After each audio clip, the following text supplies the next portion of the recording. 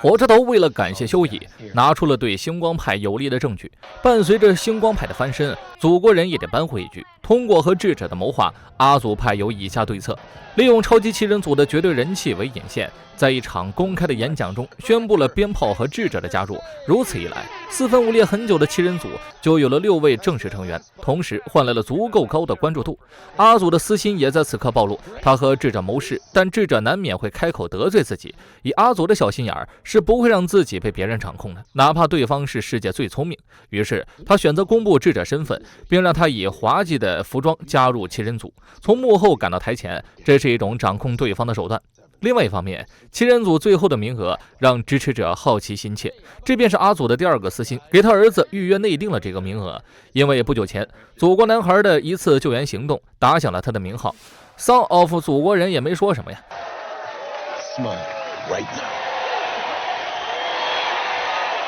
但莱恩独立的想法却仿佛处处跟祖国人作对。阿祖现在的危机感很强，即使鞭炮用挑逗言语献媚，他始终深陷在中年危机。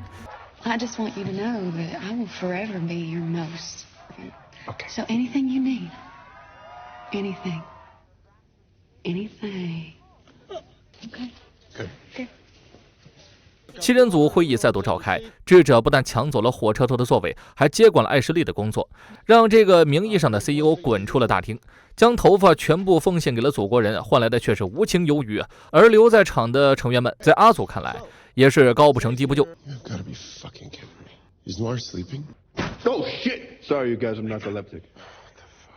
连脾气都懒得跟他们发。这次会议有件重要的事情，几天前沃特的犯罪部门丢失了一段监控录像，这直接导致了星光派的洗脱罪名。阿祖在身后，火车头在强行掩饰紧张，众人望向了部门主管深海，虽然没有怀疑到他头上，但玩忽职守被调岗是免不了的。智者在一点点缩小大家的实权，深海苦不堪言，连章鱼姐都不想搭理，艾什利更是只能在其他人身上找存在感，偷偷签订了离职申请。阿祖他们揪出了犯罪部最有嫌疑的员工，面对祖国人，他心如鼓雷啊。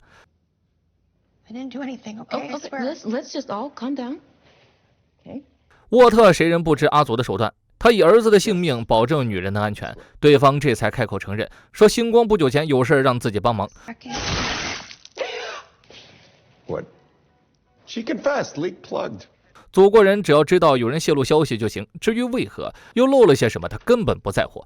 艾什利这么一看，默默地把辞职书粉碎了。鞭炮的加入其实是一场利益的交换，他无底线地崇拜着祖国人，又对安妮怀揣着无比的恨。鞭炮无所顾忌的言论就能对安妮造成足够的压力。事情也正如智者预料的在发展，安妮的星光之家算是把他赶鸭子上架，强行放下原本的身份，继续以星光的姿态作战。在鞭炮和沃特的影响下，星光派被冠以了恋童癖、性别种族歧视等罪名。激进的阿祖派粉丝更是直接带着枪要把这群人渣就地正法。还好法兰奇在场化解了这次冲突，没有思想的人被有意者左右，这是件很恐怖的事情。法兰奇空手夺枪的行为让男友科林有些震惊，一直以来他都是以化学家的身份与之相处，从未透露过自己的工作，更不敢透露是自己一手造成了科林的满门灭杀。法兰奇嗑药想脱离过去的回忆，西梅子告诉他发现了闪光军的据点，想要法兰奇陪自己一起去端了他们，可法兰奇嗑嗨了，出现了幻觉，血腥又残暴的猎杀在他眼里自带全年龄特效。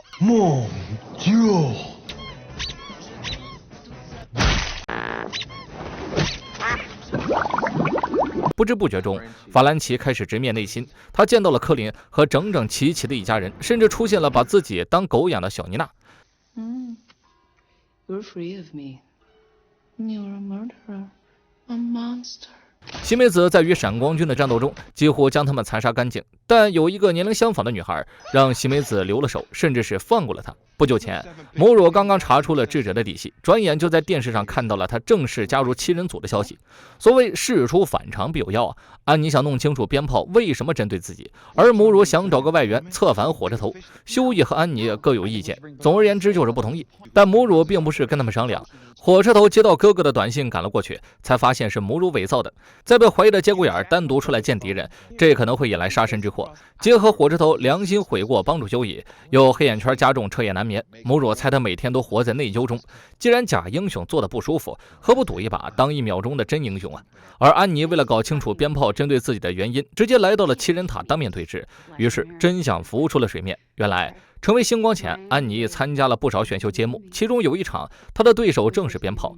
鞭炮没有安妮那么好的条件，渴望在简陋的环境下努力奋斗出一个结果。可就在决赛前夕，安妮造谣她和评委潜规则，直接导致鞭炮的名声彻底臭了。那时候他们才13岁，安妮想起来那件事儿，可迟来的道歉并没有得到原谅。当年打出去的那一枪，终究射在了自己的身上，鞭炮要像他毁了自己那样，彻底毁了他。另外一边，罗伯特拟定了新草案，虽然他和纽曼联合竞选总统，但两人各怀鬼胎。纽曼仍希望超人类在政府中有足够的话语权，但罗伯特不希望任何超人类参政，哪怕就职警察都绝对不允许。沃特统治的时间太久了，超人类就该去当艺人，哗众取宠。纽曼不敢暴露自己的野心，也只好微笑同意。他即将参加一场滑冰秀的彩排，这个情报也被男孩们捕捉到了。众人提前埋伏在了附近，想趁此机会一举干掉纽曼。结果安妮去了鞭炮那里，法兰奇和西梅子又跑去接私活，只剩下休伊一个，母乳也只能硬着头皮干了。至于为何清楚纽曼会来这儿，是火车头给的情报。休伊认为这可能是个陷阱，只靠他们俩还是逃跑最可靠。I'm your motherfucking CEO, okay?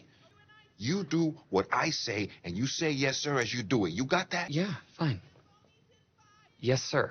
休伊只能爬进通风管道，绕到纽曼的休息室放窃听器。不料纽曼提前进场，和演员们动感合影。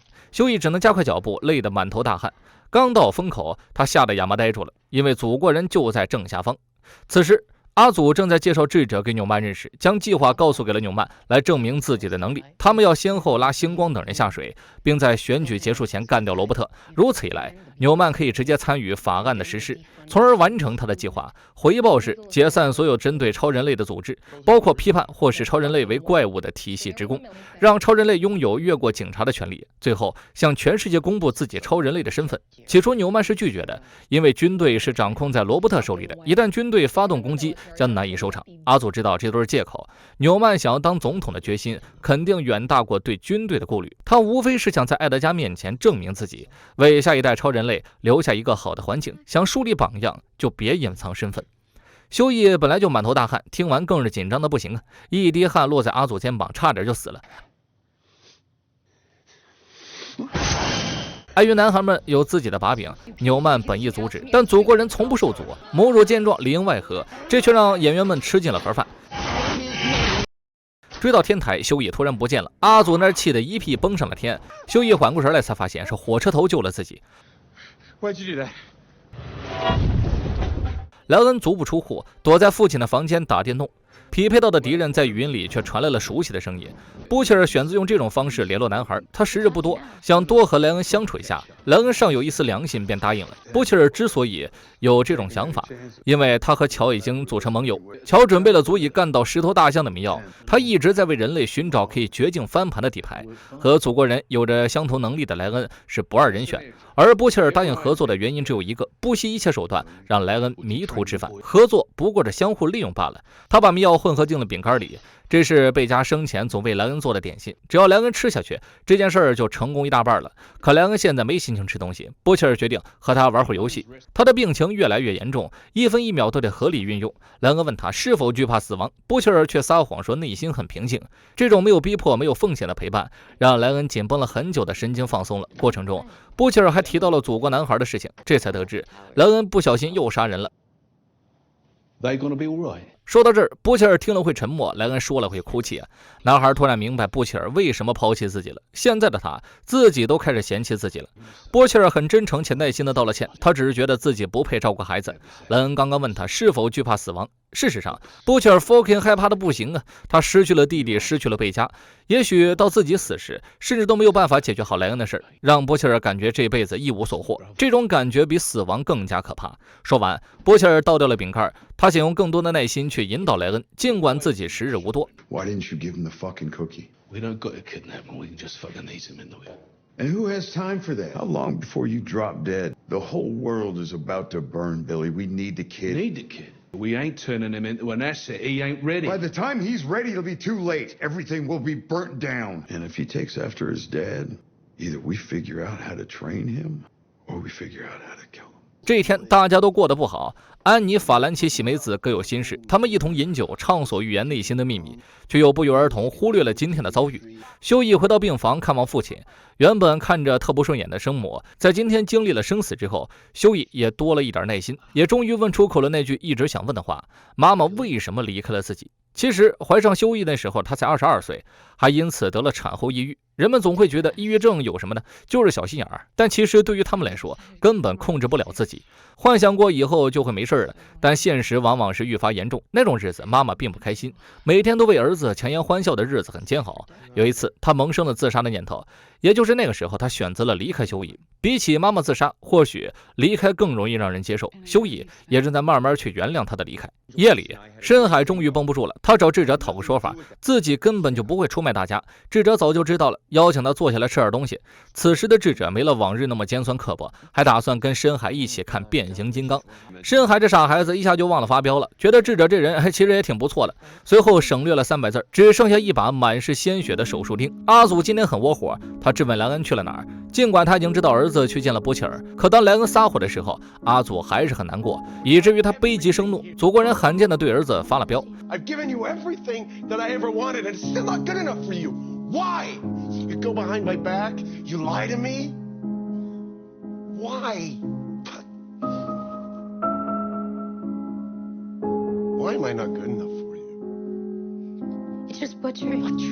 You love him so much. Why did you get him to be your dad? No, you're not. Fuck. 破裂的镜子中散落了很多个人格，他们有的幸灾乐祸，有的像是在看可怜虫，有的恨铁不成钢地教育着阿祖，但大家都有一个如出一辙的想法：阿祖一直缺爱，那不妨一劳永逸地治愈这个疾病，回到一开始的地方，打败自己的心魔。